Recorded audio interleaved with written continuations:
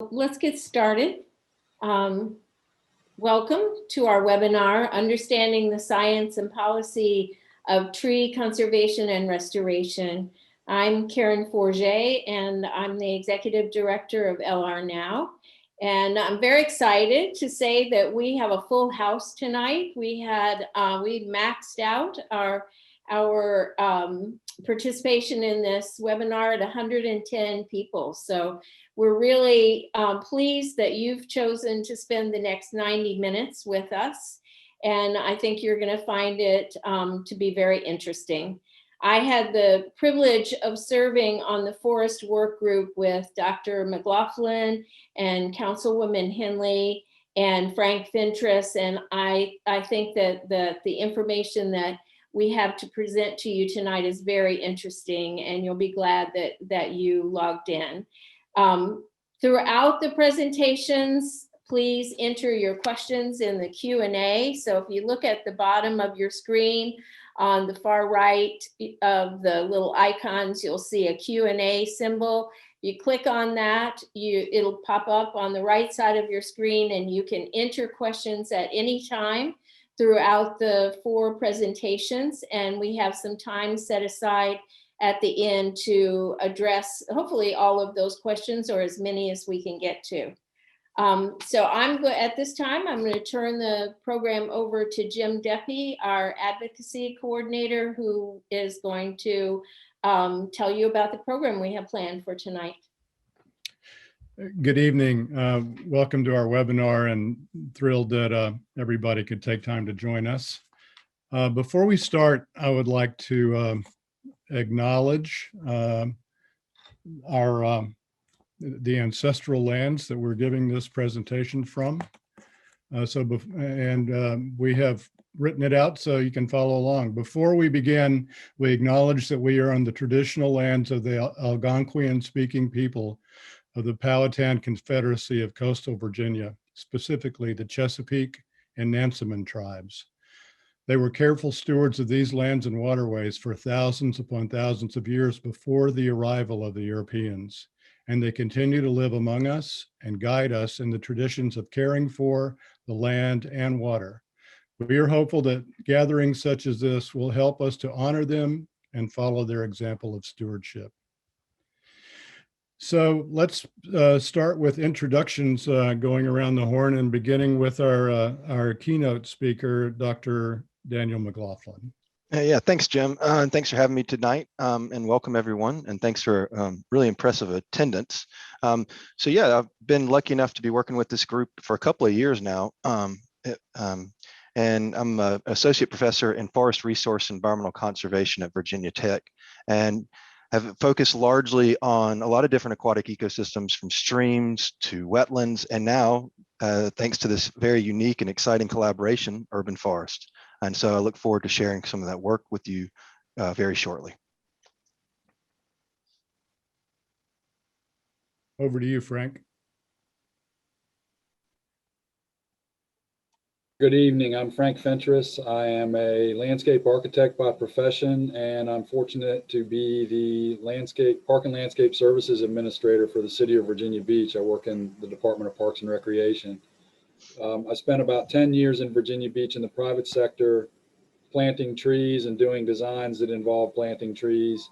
And then I've spent the last 20 years with the City of Virginia Beach, planting trees, caring for trees, and more recently being quite involved with measuring our urban tree canopy and working on our urban forest management plan, which I'll talk about tonight. But thank you all for having me, and thanks everyone for your interest. Thank you, Frank. And Councilwoman Henley, over to you. Yes, I'm Barbara Henley. It's been my pleasure to serve on the City Council for quite a while now, and my pleasure to have been working with this group for a couple of years as we have tried to help everybody understand the Albemarle watershed, and the trees seem to be one of the things that have captured the greatest attention of people. So I'm really excited to hear this presentation tonight. And last but not least, Delegate Nancy Guy. Hello, I'm Delegate Nancy Guy. I am a 40-plus year resident of Virginia Beach, product of Virginia Beach Public Schools. the College of William and Mary and the University of Virginia School of Law. I was elected to the school board here in Virginia Beach and served under, I guess, Councilwoman Henley for 2 terms. And I was elected in 2019 to the Virginia General Assembly to represent the 83rd District, which is northwestern Virginia Beach and northeastern Norfolk, totally bordered on the north edge by the Chesapeake Bay. Thank you, Delegate Guy. And let's move right into our presentations and over to Dr. McLaughlin to share his slides and move along. Thank you.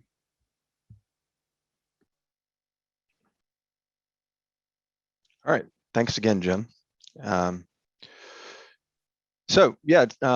Again, my name is Daniel McLaughlin. I'm a faculty at Virginia Tech, and as I said, I've been lucky enough the past couple of years to be part of what I think is a really unique collaboration in science, and that is working with stakeholders. And at the outset, this has been again a unique collaboration between Virginia Tech and some of my colleagues there, including Yang Xiao and Alfred Wan, the City of Virginia Beach, Lynn Haven River Now, as well as the Nature Conservancy, particularly Brian Van Erden.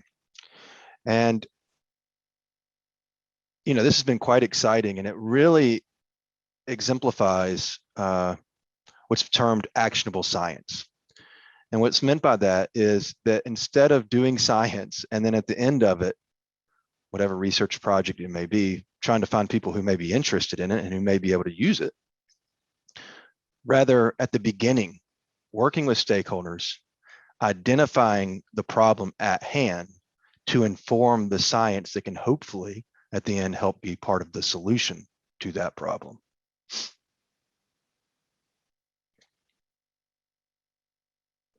And so, as I'm sure everybody in the room, the Zoom room, is aware, the problem we're talking about in Virginia Beach, when we talk about my title slide, Forest for Flood Reduction, is that flood, right? And in Virginia Beach, that's of course from sea level rise, but also increased urbanization and stormwater runoff. And this is a problem that is common in many urbanized areas, similar to Virginia Beach, particularly these low-lying and coastal plain systems. And so it's a common issue and a common problem, but Virginia Beach has been at the forefront of trying to identify and initiate a portfolio of solutions, as evidenced by the recent Virginia Beach Sea Level Rise Adaptation Strategy Report. And in that, again, the portfolio of solutions, knowing there's not going to be one silver bullet.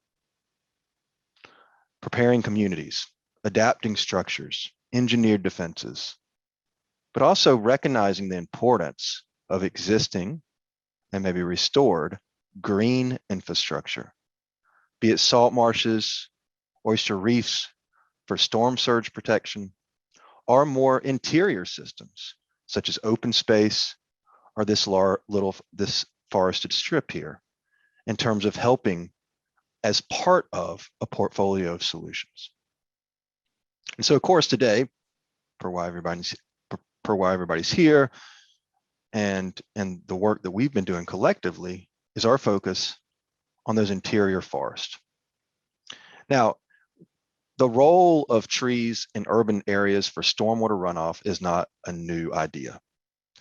However, largely that's been focused on these street trees, right? Planting and conserving those, thinking of those as umbrellas on the sidewalks and soil underneath to increase soil water infiltration, percolating through that soil to minimize the stormwater runoff on what is otherwise impervious or impermeable surfaces.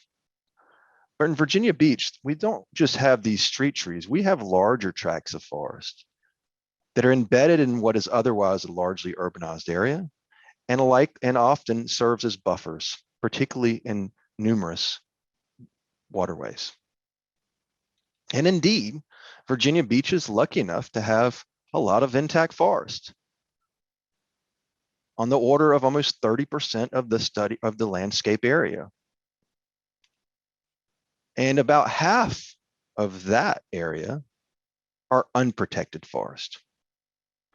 identifying an opportunity, but also a need to inform forest conservation of existing protected forest and lands, but also identifying ways and opportunities to target forest conservation in those more unprotected areas. And so why do we care about forests? Why are we talking about forests when we talk about water, and in this case, flood reduction? Well, they capture the water, right?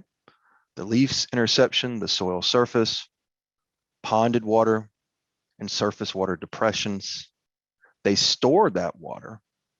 And then importantly, something we're really going to focus on, their straws to remove that water. And so let's walk through that really quickly. So let's talk about first, again, we're talking about storage first, storing the water, decreasing runoff, presumably, and then removing that water. And so that storage we can think about in kind of 3 different places. So it's raining, and again, these umbrellas, right? And we're showing 9 trees, but a forested patch might have plenty more than 9 trees. Those leaves capture water, which we call interception. And any of you who've walked in the woods or on the sidewalk and got under a tree during a storm event know that that is, a real phenomenon that can happen, because that's why you're seeking the shelter underneath that tree. Of course, it can't store all that rain, but it does store some. And then what's not stored by those umbrellas hits the soil surface. And in forested systems, particularly those in low relief or flat landscapes like Virginia Beach and forests across the southeastern coastal plain, they are characterized by little depressions, often little wetlands or large wetlands embedded in otherwise a forested system that can hold that water on surface. And a lot of the water hits the soil surface and infiltrates or percolates into the soil to fill up soil moisture pores or to become part of the water table or the groundwater system below that forest floor. So that happens during a storm event, right? But now the other key part is replenishing that storage, right? Because you're filling these storages up, right? This little wetland is going to get full. You're going to fill up the interception or the water on the leaves, and this water table can rise, right? And your soil can get wetter, and you're not going to have as much storage the next time it rains. Forest and the trees within those forests are really good at pumping that water out. If the term is called evapotranspiration, and it's really just evaporation of water, both evaporation of water of what was standing in that little wetland. So we showed that what was the water footprint of this wetland shrinking, right? Soil water evaporation, right? That's why you don't water your grass in the middle of the day on a hot summer day, because a lot of the water is just going to evaporate. So it can evaporate from that soil surface. And these trees and straws roots into that soil, pulling that soil moisture up, pulling that groundwater, and using water in large quantities and transpiring it and returning it back to the atmosphere. And this is a big number. It can be anywhere, particularly in places like Virginia Beach, humid, warm, hot areas. It can be, depending on how much your forests cover, it can be anywhere from 80 to 90% of incoming rainfall over a year. So you have all this water that may fall on the ground surface from the sky over a year. About 80 or 90% of that can just go right back to the atmosphere. And it's the water that remains that can become allocated or positioned in different places: soil water, groundwater, stream flow, or what we're thinking about today, stormwater runoff.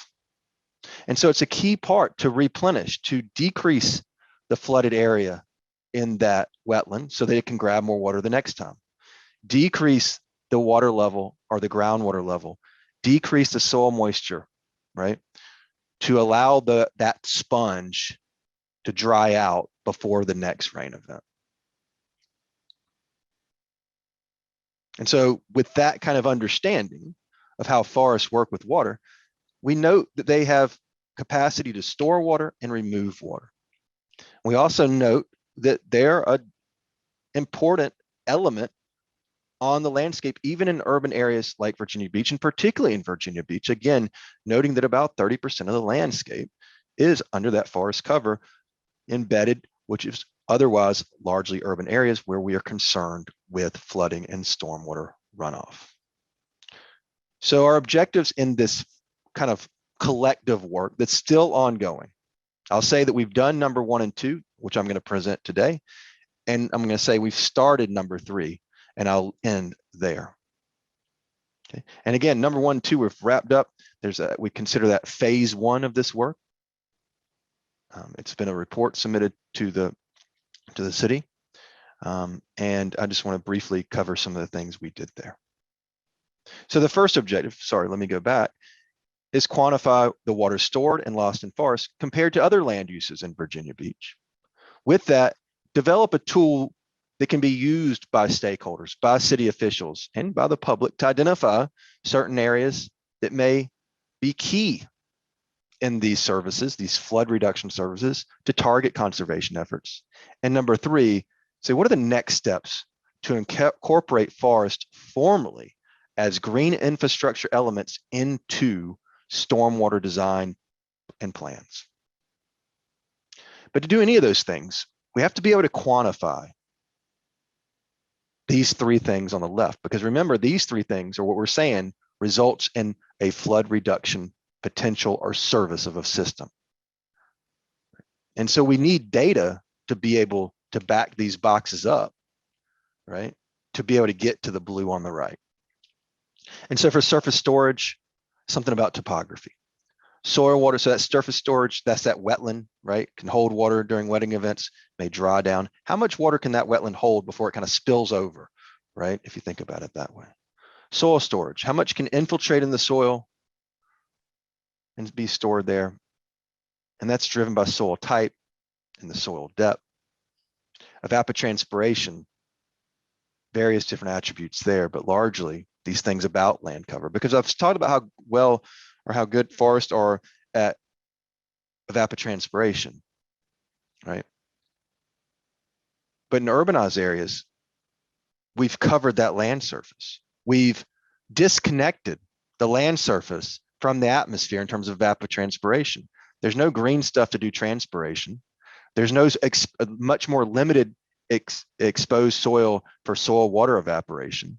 And right, so other studies and other work has shown that urban areas, or at least the impervious areas, sidewalks, tops of buildings, parking lots, can have very, very low evapotranspiration rates because you're sealing the surface and not letting that water get back to the atmosphere. Whereas forests have that surface widely exposed and have the straws in the system to really pump that water out.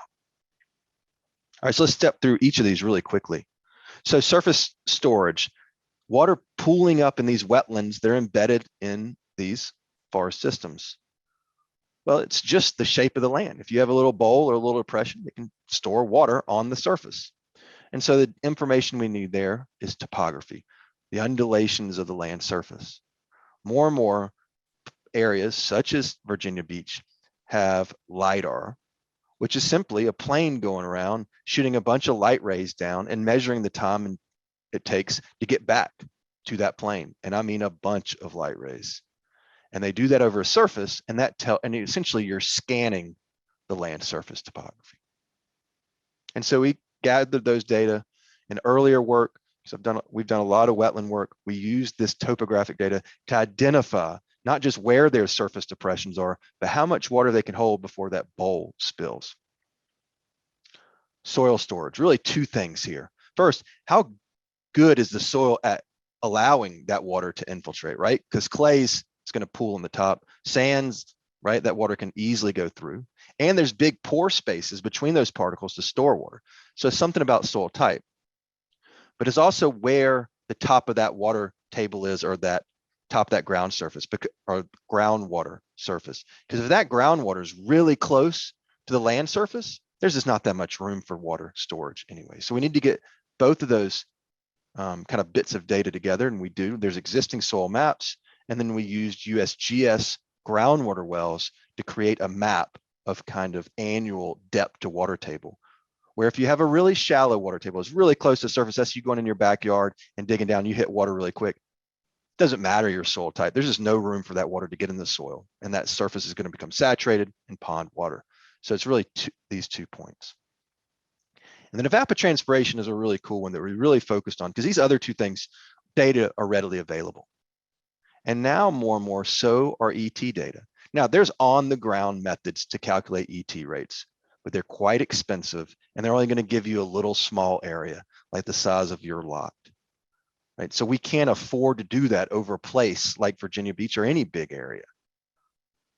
We can now take advantage of satellite data that scans every 16 days temperature data, surface temperature data, which I don't have time to go into today, but directly indicates evapotranspiration. And I'll just say really quickly, when you perspire, it cools your surface, right? And that's why you do that. So evapotranspiration cools surface. So we can use temperature data to identify areas that are cooler, have higher evapotranspiration, areas that are hotter, like the middle of that parking lot, have low evapotranspiration. And we can do that over small areas and get data over the entire area. Where here you can see ET ranging from really high values in the orange and the green to really low values in the purple on this given day. And if I keep that on the right and I bring in land use on the left for our area, we can start to see that these red areas, which are developed in high intensity, are associated with these purples on the right, which are very low evapotranspiration rates. Less water going to the atmosphere, more water sitting around. Whereas the forested systems, open space, and waterways have much higher evapotranspiration.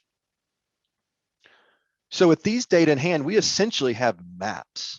When I mean maps, I mean that for given squares that are very small, we have numbers that we can stitch together across an entire landscape for how much water can wetland water or depressional water hold at the surface, store before it spills. How much water can infiltrate in a soil and become soil water or groundwater and not run off. And then the loss function, how much of that water can go back to the atmosphere as a loss in the system, a water removal function in the system, or water removal service before the next storm event, presumably to decrease the runoff, the stormwater runoff from that next rain event. All right, so with that data in hand, we can now go back to our objective 1 and let's say, okay, now we have these data. We don't just have them for forest in Virginia Beach, we have them for these other and every other land cover type, land use type in the city.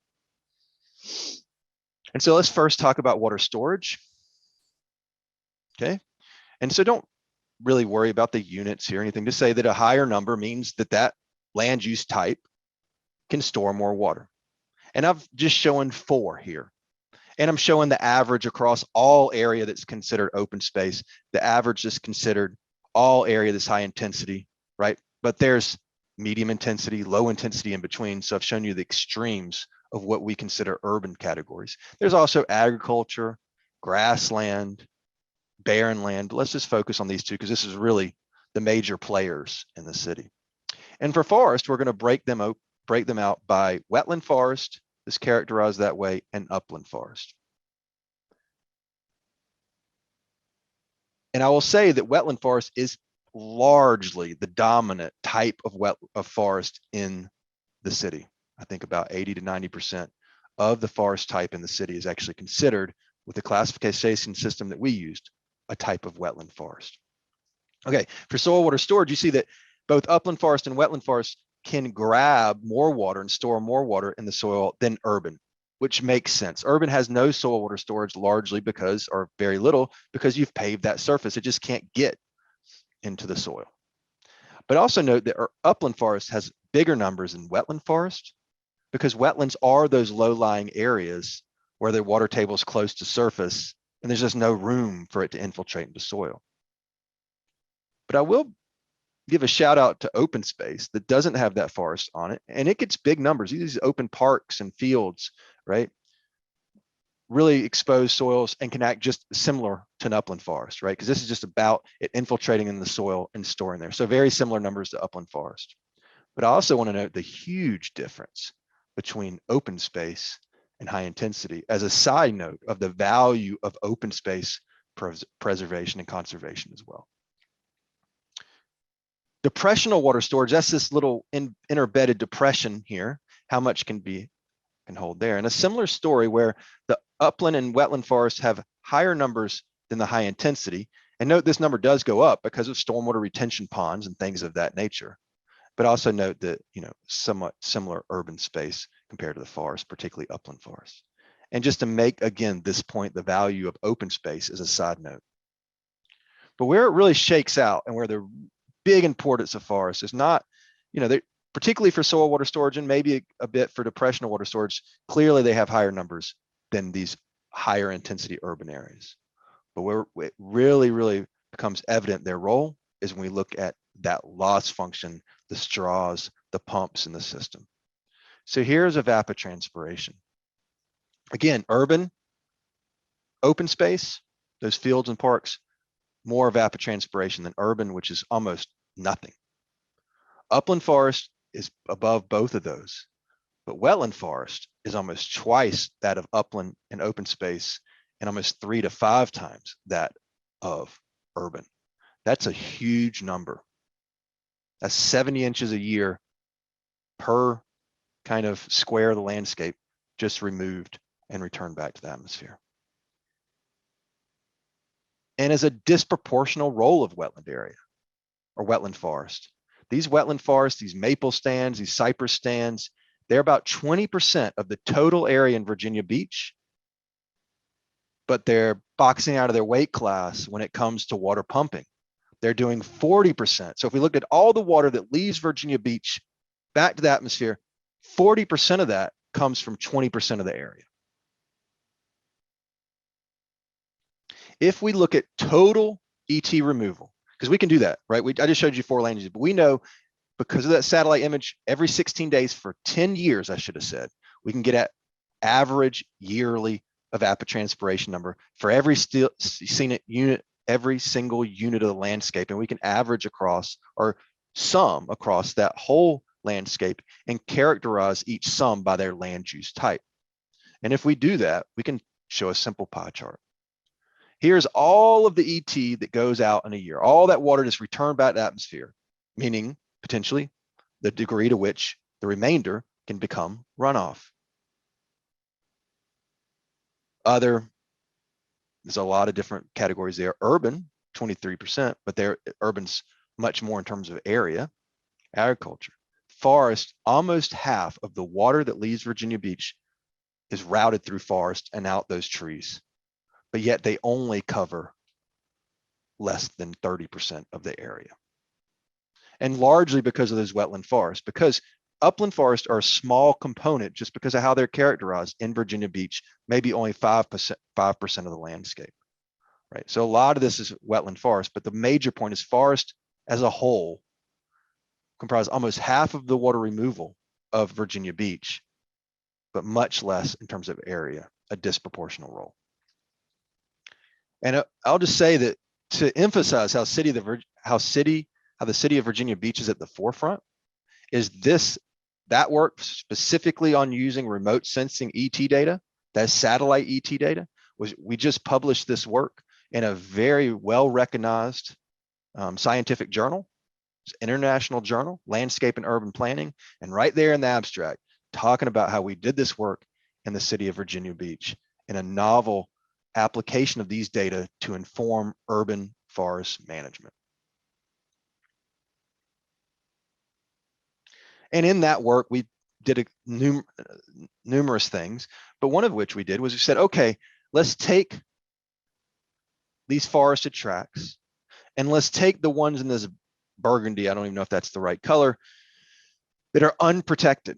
And let's say, what if we replace those, what are now intact forest, with other land uses? What if we replaced all of those? This is a thought experiment, because clearly that's not going to happen, right?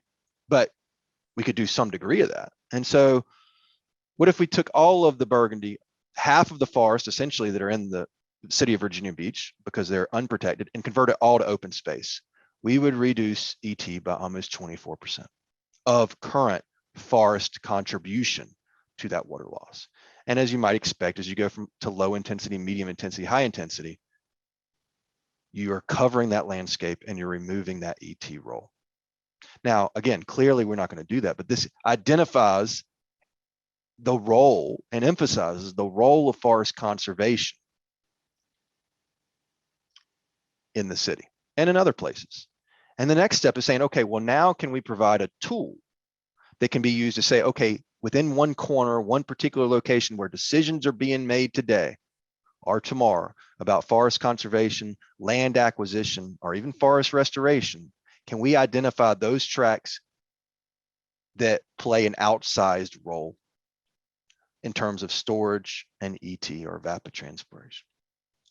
And so that's our second objective. And really quick, I worked together closely, and largely who led the effort was Yang Xiao, who's in the Department of Geography at Virginia Tech, to develop a web-based tool that can be used by stakeholders, public officials, and the public as a publicly available website to where we were essentially housing all these data to say, okay, now we've given you the data, but also an interface to kind of explore those data. And so it's here's a screenshot of the web tool. When you bring it up, this is what it looks like. And you can toggle on off here, the layers over here. This is not interactive, but if I hit that, I can say, I can show this, which is topography. I can show a map for evapotranspiration. I can show a map for water, soil water storage, right? And then you can do other things. And I'll just briefly give you an example of those. So you can zoom in. So here's one area, right? Clearly that's a huge forest tract there, otherwise impervious area. And as you scroll your cursor over, this little text box here will change and is giving you the values. But I can talk, this is just showing me imagery. I can toggle on that evapotranspiration map and just kind of keep in mind where those forest areas are in that open space. And note that we have a lot of blue there, surrounded by a lot of yellow, where those yellow numbers are really low evapotranspiration and those blues are really high, showing you the data behind it and allowing you to say, hey, let me zoom in on this forest and say how much evapotranspiration is going on relative to these impervious covers, right? And note this little area that's largely impervious and is almost devoid of evapotranspiration compared to these dark blues, which are higher numbers. You can take it a next step. You can actually draw a square or any shape you want and hit enter. And for that particular area, it will summarize what is the percentage in that area that's forest, urban, ag, grass, and the total area. And for that total area, how much evapotranspiration is happening as a percent. So in this case, forest is 62% of that landscape, but contributing 80% of the water removal, right? Whereas urban is 20% of this little shape, but contributing only 10% of the water removal. And we can look at that for storage functions or services in terms of soil, water, and depressional as well. And show a little graph there too. All right, so the take homes from objective 1 and 2 is that there are data, and we've done our best to go grab those data and process them in a way to make a first cut, to identify how many forests are out there, but importantly, what are their roles, and compare those to other land use categories. And the take home, the large take home, is they're there and they provide a lot of function, particularly a lot of evapotranspiration, a lot of that pumping relative to other land uses. Upland forest in the landscape is low, so that means their contributions are low, but wetland forests comprise almost 20% of the area in Virginia Beach. But again, that outsized role contributing a lot more in terms of evapotranspiration. The total amount of water that leaves the landscape, 40% goes through wetland forest and about 50 goes through all forest. That side note of the importance of green space. In that paper that I didn't have time to do today, we actually identified areas that were not urbanized and that transitioned to urbanized, and saw with that satellite data how their evapotranspiration went down. as direct evidence that when you put impervious cover on, you decrease evapotranspiration. That if we lose those unprotected forests, there could be big drops in that forest land evapotranspiration. And as part of that paper, again, I didn't have time to talk about, we actually made models to say, models, I mean, just equations and relationships. Say, if I know this and I know that, really, if I know water level, canopy cover, impervious surface, I can actually predict or estimate evapotranspiration. And we're taking that a little forward to think about if we can get evapotranspiration rates at even smaller kind of spatial scales. And I'll leave with this, because this is that third objective, where we are now. And where we are now is starting phase 2. Because up until this point, I would suggest that our work has supported the notion that forest conservation is important, not only for the portfolio of reasons that we know, from habitat and carbon storage, but also flood reduction. But to actually incorporate those in stormwater plans and to do things like stormwater crediting, we have to actually know and be able to quantify what does that given forest patch mean for a given storm event, not what is their average evapotranspiration over a year, water storage, but what does that mean for a big storm event, a medium-sized storm event, right? To know what that runoff reduction amount is to formalize it into any kind of crediting policy. And so to do that, we need the data that I've shared with you. We actually need typically run stormwater models to do a better job of representing land cover differences in these things, particularly that water pumping. So that's where we are now with phase 2, where we're trying to actually get that model developed using our data as the backdrop to run that model, so we can now play with different storm event sizes and actually calculate in different areas what was the runoff reduction. And then in those areas say, what if we took the forest out? How would that runoff reduction change? How much would that runoff rate for that given storm event increase? And so that's where we are now. We're excited about continuing this work and this, again, very exciting collaboration. And with that, I thank you. And I think probably we're going to move on and have questions at the end. Is that right? Absolutely. Thanks so much, Dr. McLaughlin. Yeah, there's time at the end, 20 minutes or so for follow-ups, and we're starting to receive some. And folks, please, if you have questions in real time or you think of them along the way, please post them in the Q&A box over to your far right. Next up is Frank Fentress from the city of Virginia Beach. Frank's sharing his screen now, so over to you, Frank.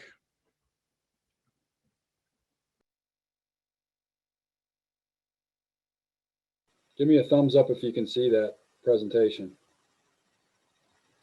Okay. So Daniel's information was pretty compelling, and it is a very kind of macro look at the way this forested areas can act as pumps and help with stormwater management. And we've been working on a committee to actually bring this to the site scale, where we can actually gain credit for what we do with forested approaches on individual sites in the development process. And we're hoping that the information that I'm getting ready to talk about may help inform that final solution that we come up with. So Frank, I think you want to go to the presenter mode. okay. We're seeing the whole screen with the slides down the side right now.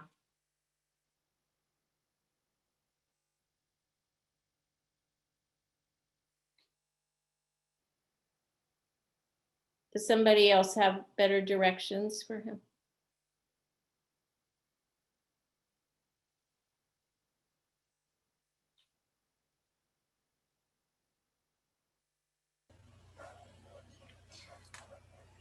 Hey, if you go down to Frank, where the magnifying glass is, and maybe click the other options.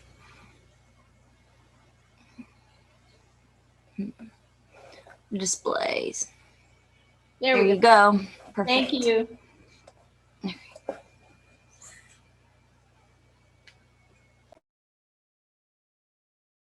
Frank, you're muted.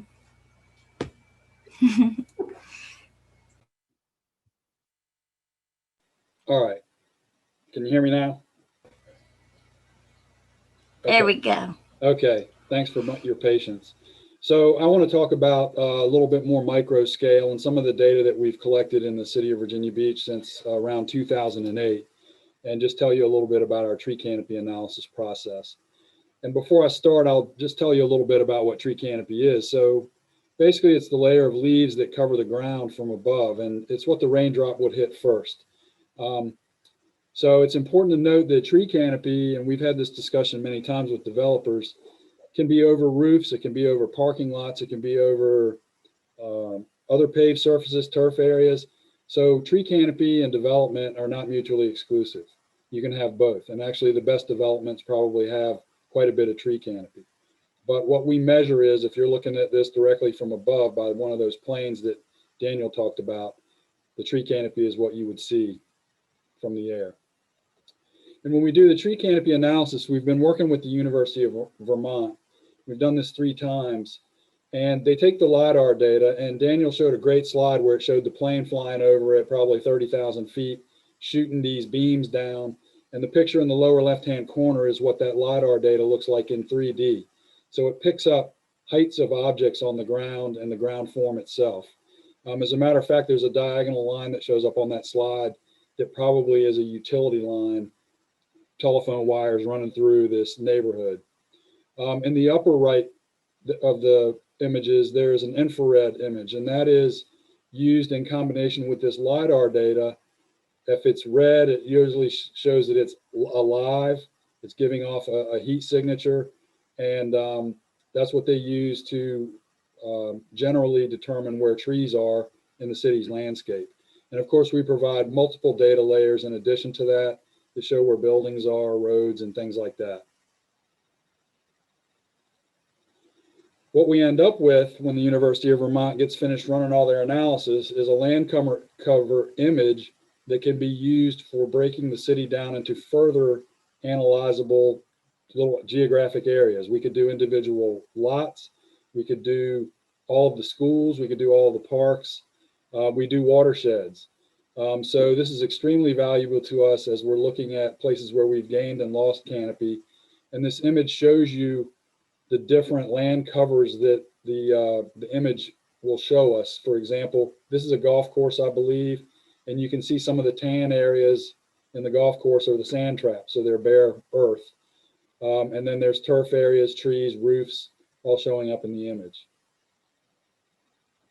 And I said we've done this 3 times. We did it with 2008 data, we did it with 2012 data, and we did it again with 2018 data most recently. And we just have started working with the data that we received from the 2018. We actually got it in late 2019, and we're now working on doing some further analysis with that information. In 2008, this was the watershed percentages, tree canopy percentages that we had in the city. And it also shows that the city overall had a 36% tree canopy, which is not bad. It's not bad for a city our size.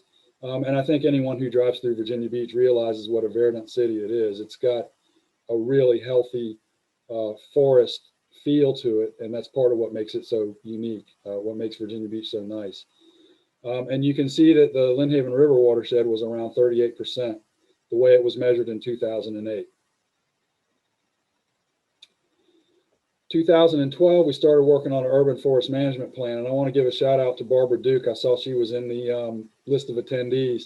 She was very instrumental in helping us drive this home and get it adopted by City Council. One of the most important things about this urban forest management plan was we set a goal for the city of a 45% urban tree canopy by 2034, which was about a 20-year horizon. At the time, American Forest said that 40% was what we should shoot for in a coastal kind of eastern city. And we decided to even shoot a little bit higher than that, especially since we were measuring our canopy at 38% at the time. So we set this 45% goal. It's also important to note that when we did that urban forest management plan, we had not received the data, the urban tree canopy analysis with the 2012 data. So everything that was in the plan was from 2008. And we just kept it that way because when we finally received the data, we had about 1 month left before we were supposed to have the plan approved by City Council. We never really used the 2012 data. We were actually so happy we got the plan approved. We just started trying to follow what was in the plan, try to meet the objectives in the plan. And we never really focused much on the 2012 data until we got the 2018 data. And I'll expand on that in a minute. So in 2012, we measured the urban tree canopy for the city at 38%. It's important that you keep an eye on that 38% because we've actually, I'm going to have to do some explaining about why it's different in the 2018 data. So here you'll see that in 2012, when we got the 2018 data, they said we actually had 40% tree canopy. And that was because they went back and did some error checking and some other things. But they said that instead of 38, we had 40. And what they said is in 2018, we showed a loss of 1% in our citywide urban tree canopy. That's 2,212 acres of tree canopy lost in our city between 2012 and 2018. Why did the percentages change from the 2012 study? We had better data and imagery, better LiDAR data and things like that in 2018. They had improved their techniques in 2018, and that accounted for some of the change and the error correction. And then they also just went back and found some things that they thought might have been trees in 2012 and decided they weren't, or vice versa. Things that they didn't think they could call trees in 2012, they knew they could have called them that in 2000, based on the 2018 data. In addition to that, they changed the methodology slightly. So in 2008, they used things that showed up as 10 feet tall on the LiDAR data and said that they were trees if they met that signature with the infrared. In 2012 and 2018, the data was so much better, they decided they could go to an 8-foot tall object that had the right image, the right signature, and they could call that a tree. So they picked up a lot more trees in the 2018 and 2012 data. And in addition, these squares that you see on the right-hand side, in 2008, the LiDAR imagery used pixelation that was as large as that big blue square. And in 2012 and 2018 had been much improved, and the resolution was using a much smaller 0.5 foot by 0.5 foot pixel to measure heights of objects. Just to throw one watershed, we've just started working with this data, and the GIS folks are just basically working it into their routine for us. We didn't do a project with them or anything. They're really jazzed about working with this information. This is the first watershed they've measured using the new image we got and comparing it to the old image. And what we see here is in 2012, the Lynn Haven River watershed had 44.3%. We've lost 2% in that watershed. That's almost 760 acres of tree canopy lost just in the Lynn Haven River watershed in 6 years.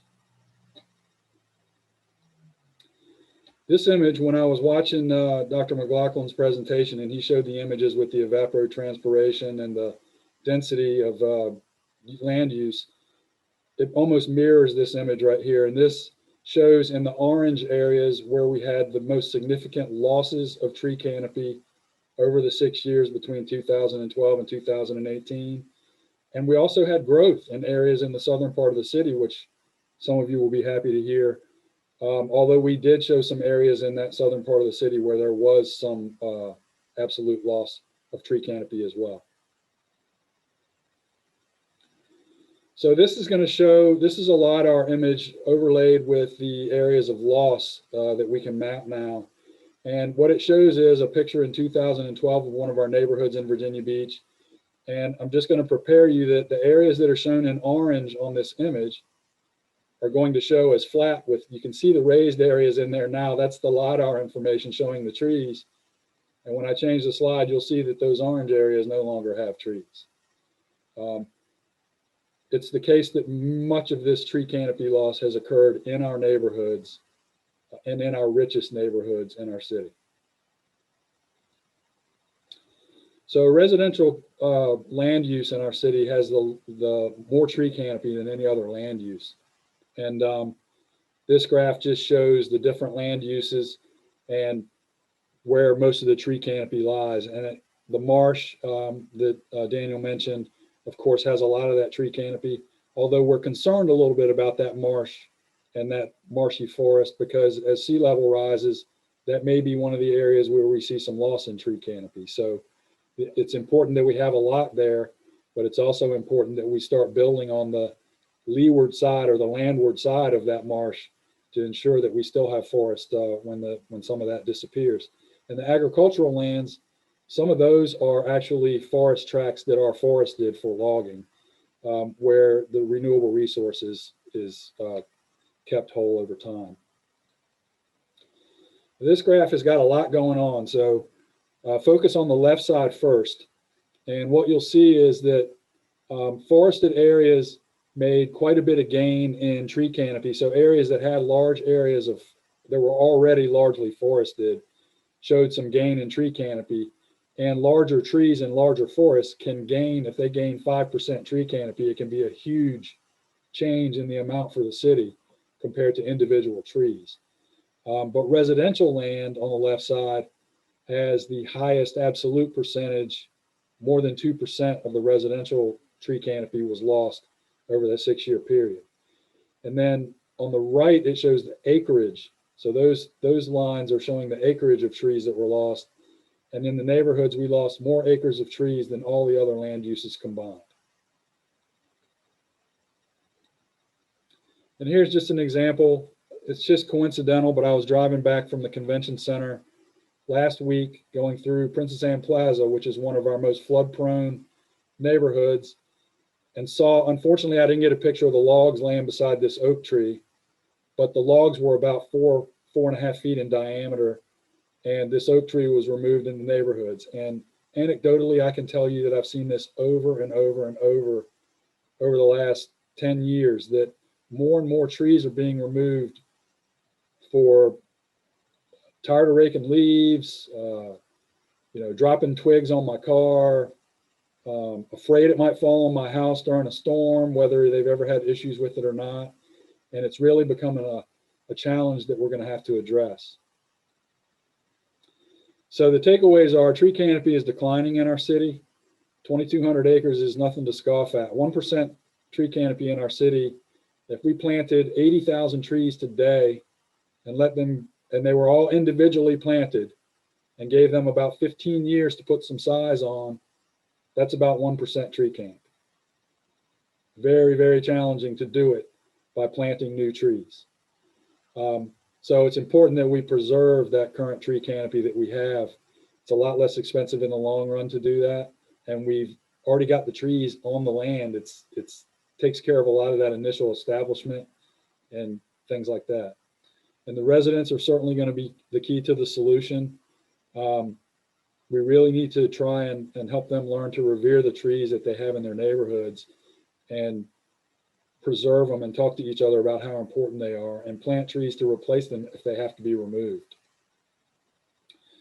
So what have we done since we started learning about the details of this information? We've done presentations to the Council of Garden Clubs leadership and 2 individual garden clubs, which were before the pandemic, and we hope to get back into those once the pandemic is over. We've dramatically increased neighborhood street tree maintenance. We just started receiving funding about 6 or 7 years ago to maintain neighborhoods, the trees in neighborhoods. And that's important in our city because we had codes that went into place in the 80s, late 80s, mid 80s. And we had lots of young trees that are at that conflict point with signs and blocking sidewalks. And, it was a real challenge for everybody, but we've really been working hard to train those trees above the issues. And now we're getting some really nice canopy along some of our streets.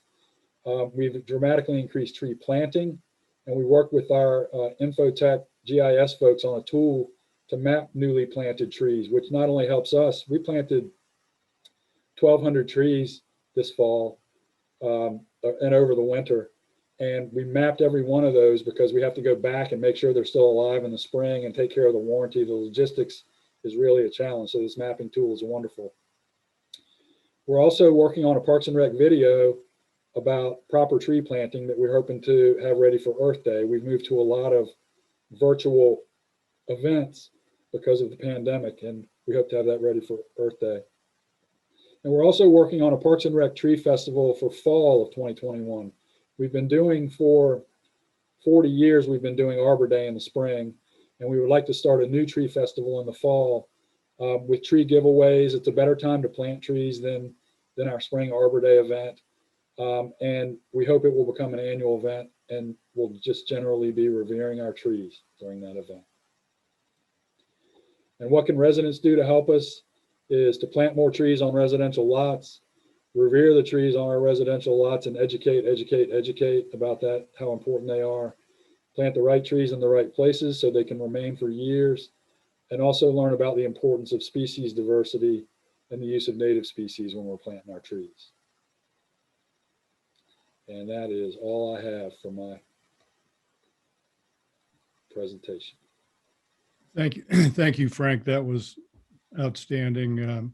Really appreciate the detail and the recommendations as we move into the future. And some of it's pretty astonishing and stunning and takes your breath away when you think about how much we've lost. But we'll do some more questions at the end.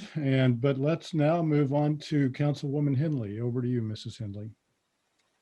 Well, we've certainly heard two very fascinating presentations.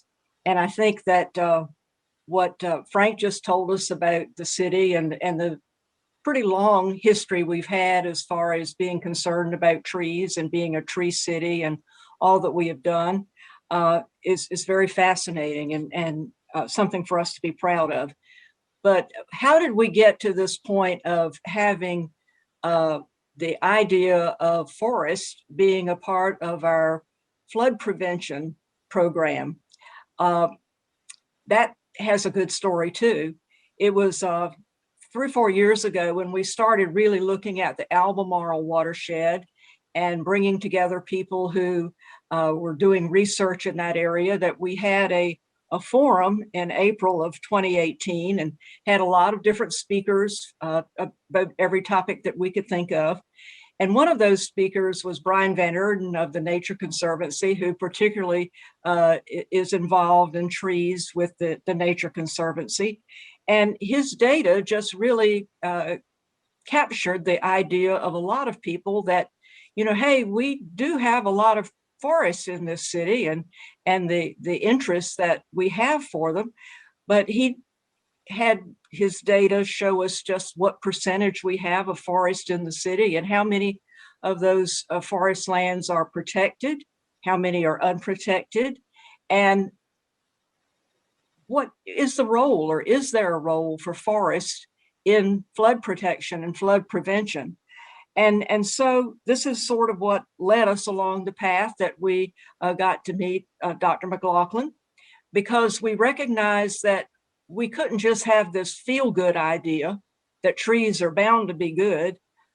We had to have the scientific data if we were really going to use it in our flood protection or flood prevention program as one of our main pillars, which we just felt it had to be, but we really had to have the science. And it's so great to hear this presentation tonight and to know that we're still moving along that path to get that data that we do continue to need to really know what we're doing and where we need to do those things that will bring the most benefit to us. And so it's with a partnership between the city and the Nature Conservancy and Lynnhaven River Now that these studies have been done and still are underway to let us know exactly what we need to do and where we need to do it. Where will it be the most benefit to us? Well, we know that people love their trees. And for those of us who are longtime tree huggers, we feel very vindicated when we hear things like Dr. McLaughlin's data for us, because we have to know that it's real. and really what the value is. And so we also, along the way, as we were developing this data and making the presentations, folks got to be even more protective of their trees, and particularly if they saw tracts of trees being taken down. And we realized that sometimes it's in city projects that we take down those trees, particularly when we took down that very old forest remaining in the old beach area to build the sports center. A lot of folks got pretty upset and still are. And then we do projects, road projects often, like the Princess Anne 7 project, when we cut down the trees that we had to remove in order to build that project. We heard an awful lot from folks because it just didn't seem like the right thing to do. But it did seem like the right thing to do for the city of Virginia Beach to set the example and to set the standard. And so last year, we did adopt as a policy of the city that if there are trees that are removed by a city project, that we will replace those trees someplace else, so that we make sure that we are replacing any trees that we do take down. And so I think Frank's got quite a job to keep track of all those trees and make sure that we do that. And we did do a lot of tree planting last year, and we want to make certain that we are keeping this policy. And it was great that when it came time to have this resolution put on the council, all of the council members wanted to have their names as sponsors, and of course it was unanimously approved. And now we have to keep that faith. We do also have a capital improvements program project that's established, that we established last year to acquire property that would be to our advantage to protect, perhaps because it has forest tracts on it that are very valuable to us. And this work that Daniel is doing will help us know where those tracts are that we need to make sure stay in their forest state, or maybe they are tracts that we need to reforest, and that a part of this project that we're doing will allow us to do that. But we'll also have the data, the real data, that tells us just how much benefit it is to us from our flood prevention program that is resulting from that. And so we did do a sizable replanting last October. We used one of the properties that the city had acquired as a part of a way to work out some of the difficulties that were occurring in the Asheville Park neighborhood, one of those low areas that they had slated for housing that they agreed not to build, and transferred the ownership to the city. We did do a tree planting there last fall, and we still have some more area in there. And I think probably we need to make sure that we don't necessarily, and this is a question we can ask to Daniel, do we stay out of wetlands, or is this the one time that we do something in wetlands, like planting some trees that will result in a wetland forest at some time in the future? Where are the things that we can do things that will bring us the most advantage in our flood prevention program? And so it's pretty exciting to think that we are this far along, and that we can really have the science behind what we're doing. And as we are going to various areas to get some of the funding that we're going to need to do these projects, we've got the real data. And I really appreciate all the work that Frank has done with your department and over the years, and maintaining the data that we have for our forest, and now the data that we have from the work that's going on at Virginia Tech. It is still going on, and our partners like the Nature Conservancy and Lynnhaven now, and Lynnhaven River now, and the Back Bay Restoration Foundation and others who are working together. and it's working together, but it's one of those projects that I think has a great amount of public support, and it's one of those things that's very positive that we could really get out there and all work together and show some interesting results and some real data.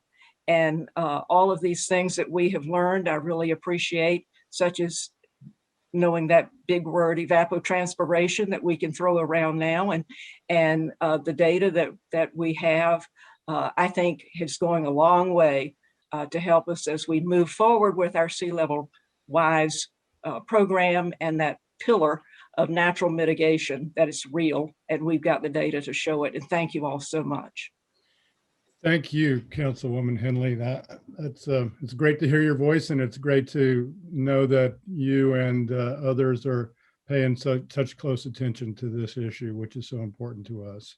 And finally, not last but not least, let's turn it over to Delegate Nancy Guy, who has passed a tree bill this year at the state level, which is very exciting news for us. Over to you, Nancy. Thank you, Jim, and thank you to Lynn Haven River Now for highlighting this very important issue. Tree canopy loss is not just Virginia Beach's problem. It is, in fact, indeed a national problem, but certainly a statewide problem. According to my math, Virginia Beach had losing 2,212 trees in a 6-year period, is losing an average of 369 acres a year of tree canopy cover. Virginia as a state is losing 16,000 acres a year of canopy cover. So actually we're doing better than we should, because we're roughly 4% of the state's population, and we're only using 2% of the trees. So it's due to the efforts of conservationists like Councilwoman Barbara Henley that we're doing better than most. But we all know trees do great things. You know, they suck up oxygen, and they suck up carbon dioxide and they spew out oxygen. So they help with climate change. They reduce pollution because they reduce runoff into our waterways and into the Chesapeake Bay. And now, of course, we're focusing tonight on how they help with recurrent flooding. Localities in Virginia operate under something called the Dillon Rule, which everybody who's ever been in local government, myself included, despises, because it basically means that the ability of localities to address challenges on the ground is restrained by what the state legislature allows them to do. So what there was in place prior to this was a statute 15-961 that allowed localities to place certain levels of tree replacement, tree preservation, and tree replacement on developers as land is developed. Those were 10% canopy for site zone for business or commercial, 10% for high density residential development or 20 or more units per acre, 15% on residential sites of 10 to 20 units per acre, and 20% for residential sites for 10 units or less per acre. There was a specific exception for the city of Williamsburg, which could require something more. And this was a 20-year replacement cycle. Trees replaced in that time frame had to be fully, meet those guidelines within a 20-year period. So it's pretty de minimis. And the Chesapeake Bay Foundation approached me prior to this year's session to talk about giving localities more flexibility to address diminished tree canopy due to development. And I think they approached me for a couple of reasons. One, I sit on the Agricultural Natural Resources and Chesapeake Committee, so I could shepherd it through. And I sit on the Chesapeake Subcommittee, and I also am one of 3 state delegates to the Tri-State Chesapeake Bay Commission. So I had a fair amount of visibility in that space. And, candidly, I've only been there 2 years, and I've carried 6 environmental bills, passed 6 environmental bills successfully. So they knew it was something I cared passionately about. So I was proud to carry it for them.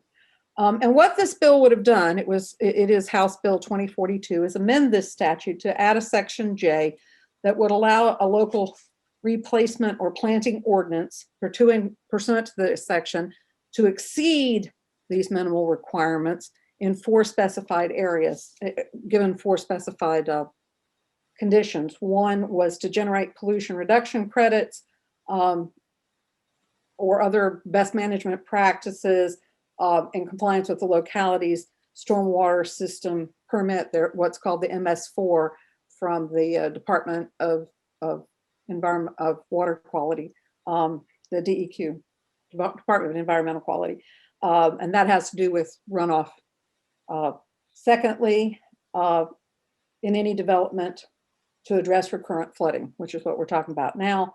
3, in any development located within a previously redlined heat island, which in many instances are those high density housing areas that showed up as purple on Dr. McLaughlin's map. And 4, and this was kind of the catch-all, whenever it would be in accordance with, to ensure conformity with the comprehensive plan adopted by the locality. So pretty much you could make your own rules. It would also amend section 15.2-961.1, which has to do with the replacement of tree canopy. And it was a pre-existing statute that applied only to Northern Virginia, which lived within a section that was a non-attainment zone under the Clean Air Act.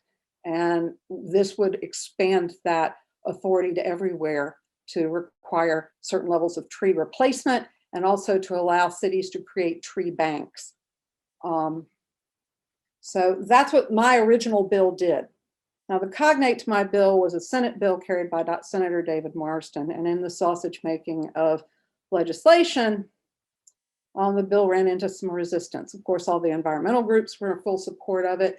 I actually worked really hard to get support from the agricultural community. I brought along the forestry folks, the Farm Bureau, and the Agribusiness Council. I thought that was going to be enough, but I started losing votes due to pretty wholesale opposition by both commercial and residential developers.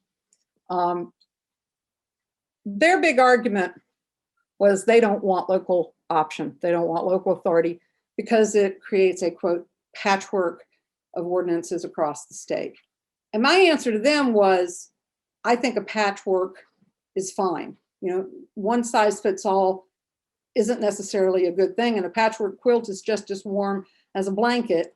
And when we use a blanket, we tend to default to the lowest common denominator, which in many localities is just not enough. But they persuaded enough people. And one of their kind of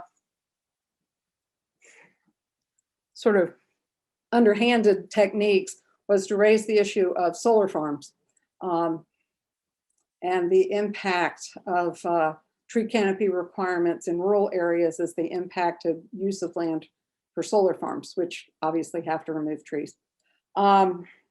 So in order to get the bill through, Senator Marston agreed to the creation of a work group under those auspices of the Secretary of Natural Resources and the Secretary of Agriculture and Forestry that will include developers, environmental activists, and people from both the forestry and agribusiness sector to develop recommendations for amendments to this statute to ensure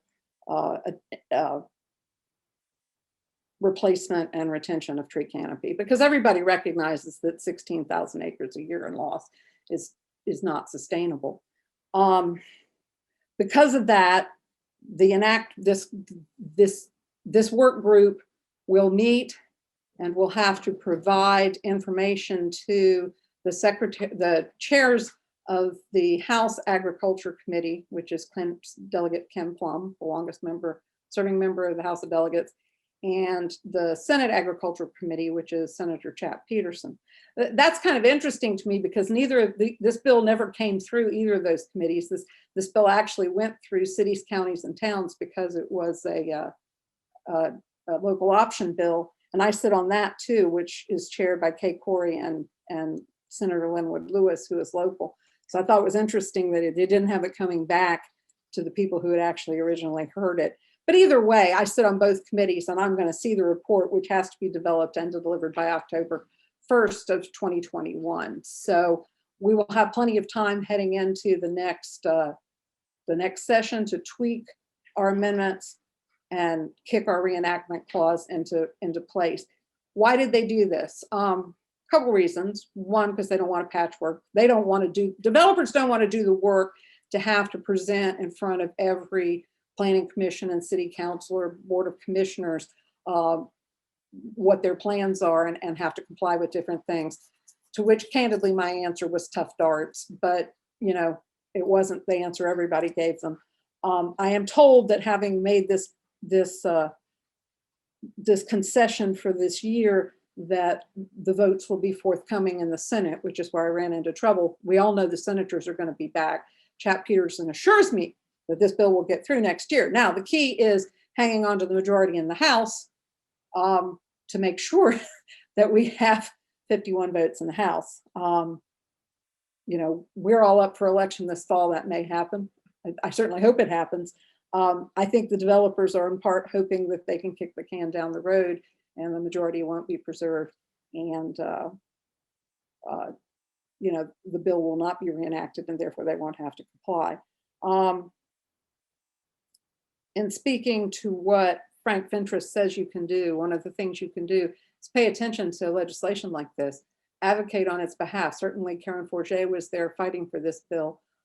Jim Deppie was there fighting for this bill. And we need people to show up. I was sharing with the group before I went on that I heard some polling data today inside my caucus, which I'm probably not supposed to share with the general public, but I will tell you that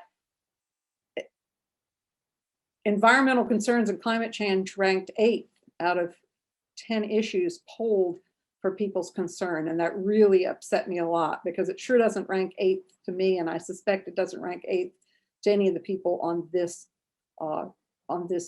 Zoom meeting tonight. So part of what you need to do is educate your neighbors and friends about the importance of things like this, seemingly small steps that make a big, big difference, because we cannot sustain losing 16,000 acres of trees across Virginia, or even 400 acres a year in Virginia Beach. So be politically active enough that you educate people and support legislation like this and the people who support legislation like this. Thank you so much. Thank you to all of our speakers. This has been just a really, really interesting evening. And I think it shows that Virginia Beach is really taking a leadership role in this work around trees, with Dr. McLaughlin's group providing us with the science that we need to make really good strategic decisions about how to protect the trees that we have, as well as where we do restoration work, with the planning, the really thoughtful planning and the information that the city has gathered, and with leaders both at the state level and at the city level in Delegate Guy and Councilwoman Henley, who are helping to push forward the policy changes that are needed. I know we have some questions from the audience that we would like to address. I wanted to say just a couple of things really quickly about the work that LR Now is doing around trees, and then we're going to try to address people's questions. So I was really encouraged by the recommendations in Frank's presentation, because that really, he encapsulated the work that we're trying to do as an organization throughout the city. So that educate is what our program staff is working on all the time around trees. Our Notable Tree program has identified almost 150 specimen trees throughout the city, trees of special note, and our notable tree tours are always filled immediately when we offer them, which shows the interest that people have in these really exceptional trees throughout our city. And we're also educating our residents and our business owners and our faith community, our faith communities on how they can be part of both adding trees to their landscape and maintaining the trees that they have through information on tree care and selecting the right tree for the right spot, as well as aging in place. So we did a video that's available on our website about how to care for an older tree and keep it in place throughout its lifespan, and not think that it has to come down because it's getting older, or it might have one problematic limb. And then on the restoration front, we have been providing trees to residents and churches and businesses. We also planted 500 trees in the Ocean Lakes neighborhood in the Back Bay watershed in Virginia Beach last fall of 2020. And we're going to be going back there again in fall of 21 to plant another 400 to 500 trees. And we have started the planning for a major planting project in the Green Run neighborhood in 2022. So, we're working hard to try to be part of the solution and reduce, not only reduce the reduction in our tree canopy, but hopefully the next time the city does a canopy study, we're going to see an increase in the tree canopy, not a reduced reduction. So let's go to your questions and see if we can answer some of those questions before we close. And Emily, can you put up the grid of all the participants while we go through the questions, please? I can't open the question box while the slide is up. So I know that, thank you. I know that there were questions about whether the report that the article that Daniel mentioned, if that's available, as well as a link to the tool that Daniel mentioned, and a link to the city's urban canopy study. So I think all three of those links can be provided in our follow-up email. Is that correct, Daniel and Frank? I've already provided the link for the web tool in the chat. Okay, terrific. And I will also. What you mentioned, we can send a link out to that article also? Yes. Okay, terrific. And we'll also include a link to the urban canopy management plan. Yeah, the urban forest management plan. We can send you the link to that. Okay, terrific.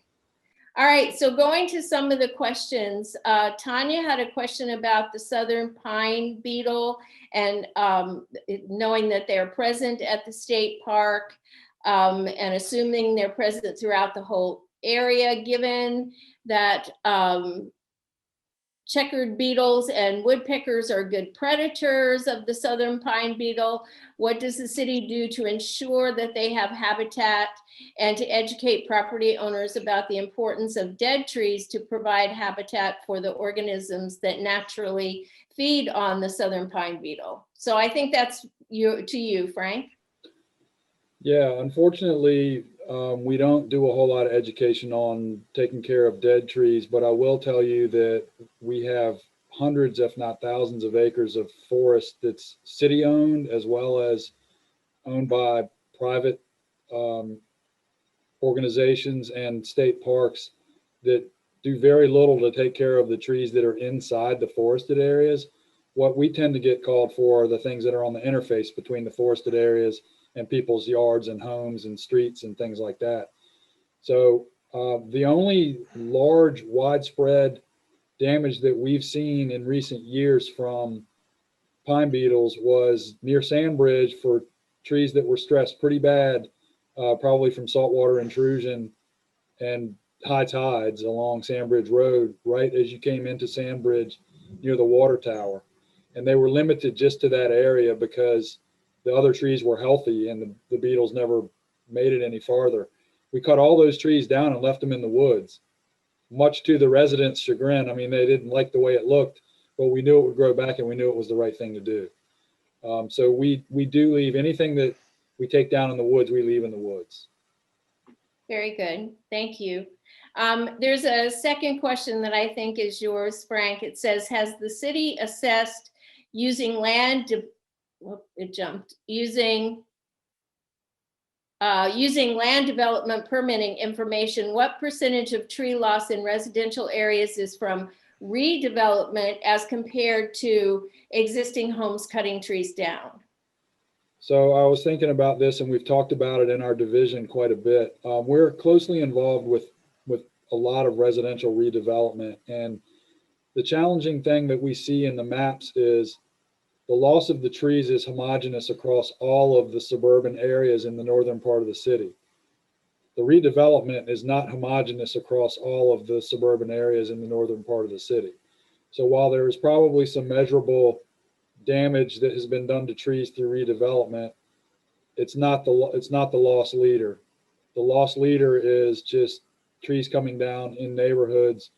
For some of them could be storm related damage. I saw that as one of the questions. Definitely we lost a lot of trees during Matthew, and when you go through a heavily wooded neighborhood after a hurricane, you see devastation of trees that probably would take 20 years to occur otherwise, just through normal attrition. So storm damage is one, but fear of storm damage is another. There's a lot of that going on. Trees are reaching that age in our city where they're 50, 60 years old, 70 years old, some of these neighborhoods, and they do need some care. You do need to do some care to the canopies if you want to retain the trees. And sometimes the tree companies would just rather make a little extra money and just take the whole tree down. They convince somebody that that's the easiest way to take care of the problem. So I think that development probably has a measurable percentage, but it's probably not very high. Thank you. Daniel, there's a question for you here that says, does the Virginia Tech study also look at the value with replacing impervious surfaces with surfaces that will allow water to be absorbed, or is that too small a value to focus on? Sure. I mean, at some level, we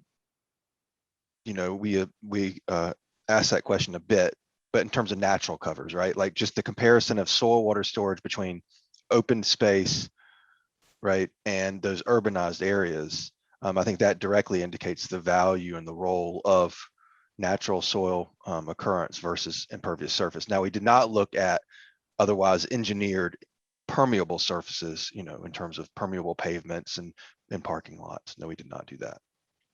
But that's another part of the solution, right? That's becoming more and more common, and that should continue to do so. Very good. And it's certainly one of the things we promote with businesses and our faith communities is to look at removing some of that impervious surface.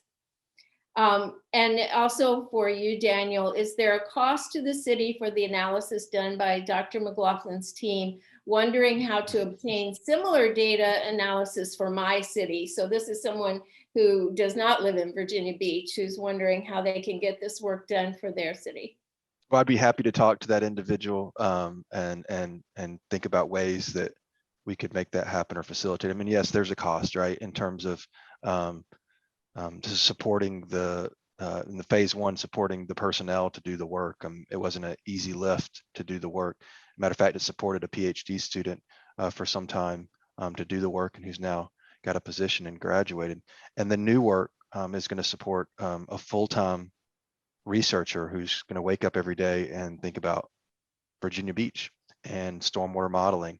And so, yeah, there's cost there to do that work, but it's been quite impressive and exciting to see how the city, Lynn Haven River Now, and the Nature Conservancy have all kind of worked together to kind of make it happen, right, and cobble together those resources. This is a question from James. Another aspect of adequate tree canopy as neighborhood temperature reduction. Is there anything in the new legislation that encourages tree planting to reduce neighborhood hotspots? I think that's to you, Delegate Guy. Yes, but as he noted in his next post, I answered the question. Yes, one of the 4 conditions under which they can enact more stringent tree canopy requirements is in historic heat islands within the locality. And I will add there that that's something that, you know, maybe I should have emphasized in our work, that we focused on the flood reduction service, but there's a lot of other services that are directly related to evapotranspiration. And as a Delegate Guy mentioned, sucking in CO2, well, that happens as water's going out. So it directly indicates that CO2 uptake.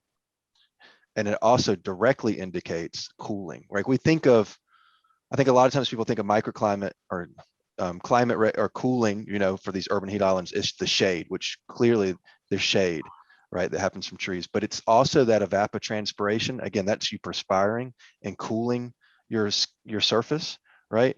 And that's what evapotranspiration is in the landscape, is places where, in times where it takes solar radiation and uses that to pump that water out, right, versus raising the temperature. And so a lot of these urban heat islands are not just because of black surfaces and less shade, but it's less of that water getting converted from liquid to vapor, which pulls in energy and heat to do that. So it's another value of evapotranspiration in trees that I think could be emphasized even more. I will say that I wish it was broader because it's linked to the grading of properties under the Fair Housing Act of 1968 and the Federal Homeowners Loan Corporation. But typically areas that have been clear cut for dense development have those designations. And I'm aware that it's 8 o'clock, but we're gonna take one more question, and it is there a way we can use HOAs to educate property owners and renters, such as the Pearl Home Certification, a neighborhood program for condos and apartment communities? And we do have a program like that. So that's why I'm gonna add that question in. We have a Pearl neighborhood program, and one of the qualifications for a neighborhood to get the Pearl neighborhood designation is that they do a community project, a community landscaping project, and tree planting is really at the top of that list. Many neighborhoods have common areas that they manage, and those are prime areas for both rain gardens and tree planting. And the HOAs that we have worked with have just been great partners, both the Ocean Lakes HOA and the Green Run HOA. And together, they are almost 10,000 homes. So they do have a big impact. And I'll say thank you to everyone and for participating, and a special thank you to our 4 speakers tonight. This has been terrific. And I'm going to turn it over to Jim for some closing thoughts. Well, thanks a million to everybody. This is the second in our citizen science series, and really hit it out of the park in my mind, because this series is kind of conceived and designed to bring the scientific community together with the policymaking community, and in the end of the day, to create an informed citizenry. And a community awareness is so important in these kinds of issues. And so this citizen science series is off and running. The next one we're going to do is in July, and that's a emphasis on single-use plastics. And we'll be doing that with alongside the Norfolk Botanical Gardens. And then in the fall, we will have the second in our tree series. And then there'll be more to follow after that. So if you're listening in and you have ideas or interest in topics for future seminars, please pass those along, and we'll certainly add those to the queue. So thank you very much to everyone for joining tonight. This will be, the links that we discussed will be sent out in a follow-up email to everyone who registered and participated in this event. And then we will also make this presentation recording available to everybody as well. And if you want, and we'll make that so that you can forward the link around to your friends and neighbors and increase that community awareness that we talked about a minute ago. So thanks again. Thanks to all our speakers, and enjoy the rain.